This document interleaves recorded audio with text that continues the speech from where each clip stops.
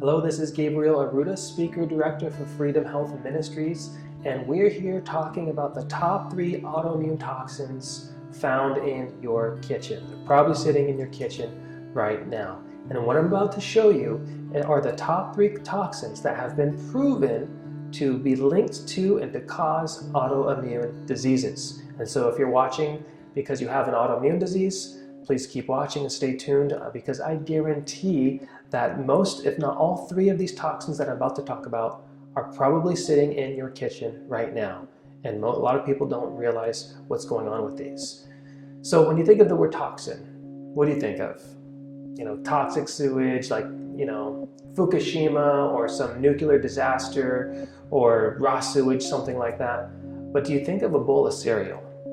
What about a non-organic strawberry? Or what about the kitchen household cleaner sitting under the sink in your kitchen? Not the things you thought of? And you know, that's exactly the issue with autoimmune diseases and why they're so dangerous is because the things that are causing and contributing to them are not commonly known and they are everywhere. We're surrounded by them.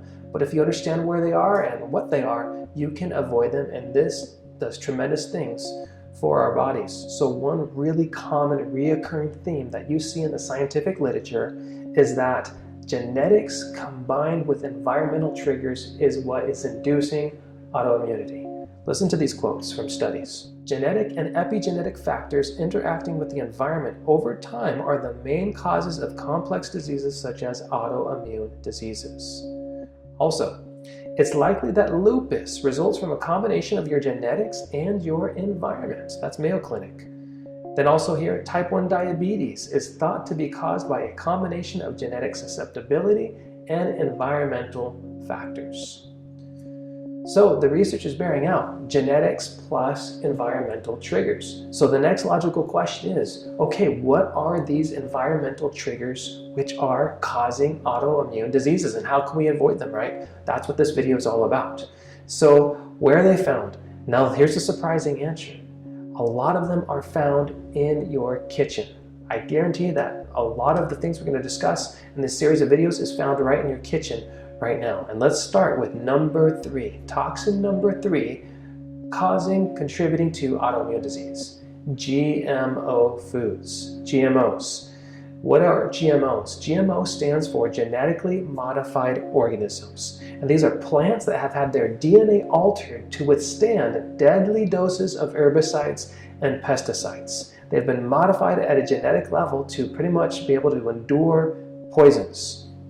And this artificial modification of the plant involves combining the DNA of plants, animals, and bacteria and viruses in creating organisms that simply do not occur in nature through normal cross-breeding methods. And the purpose of this is just for these plants to be able to withstand deadly doses of these herbicides and pesticides. So is there a link with GMOs and autoimmune diseases? There is a growing amount of evidence showing a link between GMOs and lots of serious health issues, including autoimmunity. And we're going to see this here in a second. But GMOs really have 2 issues that makes them very, very dangerous. Number 1 is that they're drenched in a poisonous chemical called glyphosate through the pesticide Roundup. That's the first issue. The second issue is the genetic modification itself, the manipulation of the plant on a genetic level. Let's start with glyphosate. Researchers have found, quote, clear evidence that glyphosate disrupts gut bacteria. Now, why is that important to know that glyphosate disrupts gut bacteria? It's because a disrupted gut bacteria has been found in every autoimmune disease in which its presence has been investigated.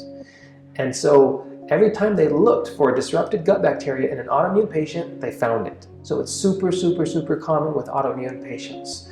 And this gut bacteria disruption is also linked with a number of other health issues. Notice gastrointestinal disorders, obesity, diabetes, heart disease, depression, autism, infertility, cancer, and Alzheimer's disease. Now, did you notice that a lot of the issues in that list are also issues that come along with many autoimmune diseases. There are many symptoms of autoimmune diseases. And consider also, here's another list of things that, more health issues that are associated with glyphosate. Depletes tryptophan, leading to insomnia and depression. Turns normal food allergic. Disrupts production of bile acids, leading to fat malabsorption. Systemic inflammation due to destruction of gut lining. And you'd look down the list over and over and over. All these things, deficiencies, liver and kidney disease, all these things are things that are commonly found with autoimmune patients. Now, as you look at this list, consider that GMO foods are the highest exposure to glyphosate you will have. GMO foods have the highest concentration of glyphosate. Interesting, glyphosate was also used in the chemical warfare weapon called Agent Orange. So this is a chemical warfare weapon we used in Vietnam. I actually have a distant cousin who died because he got exposed to Agent Orange in Vietnam. So think about this.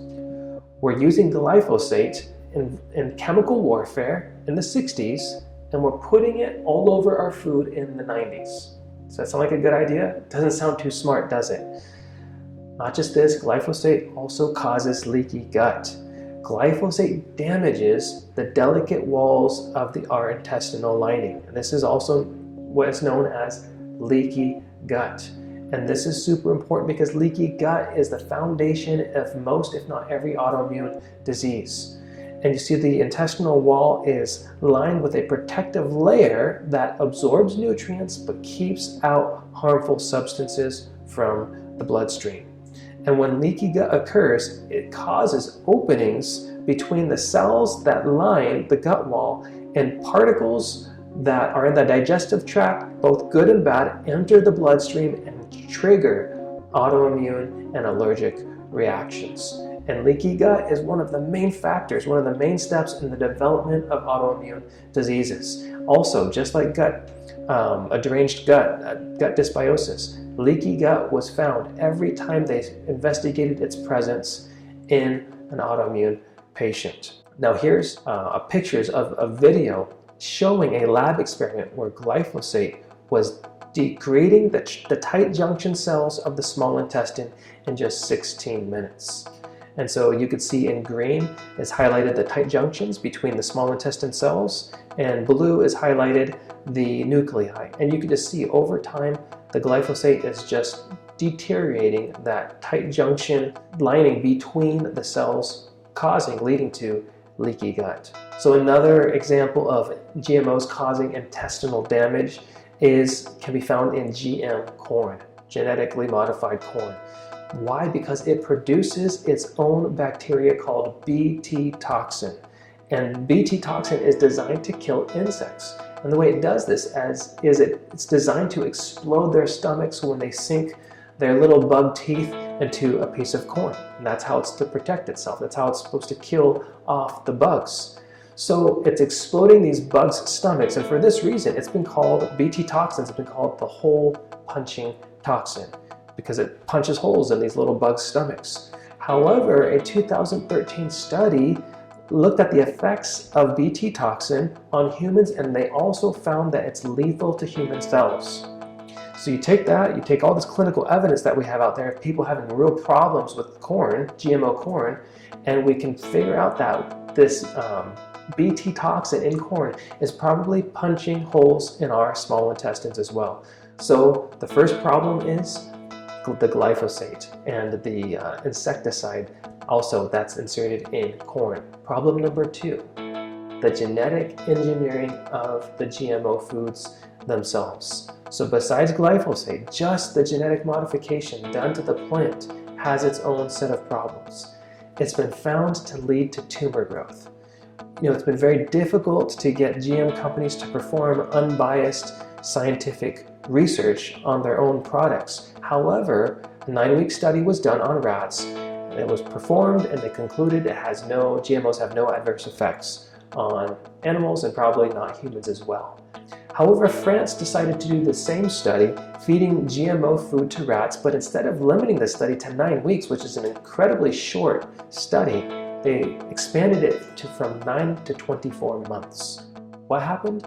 These poor little rats formed tumors a third the size of their bodies. They had severe liver damage, they had digestive problems. As a matter of fact, several of these rats had to be euthanized because the tumors were so large and so uncomfortable that the rats were obviously in pain. And as a result of this study, France asked a European-wide ban on GMOs.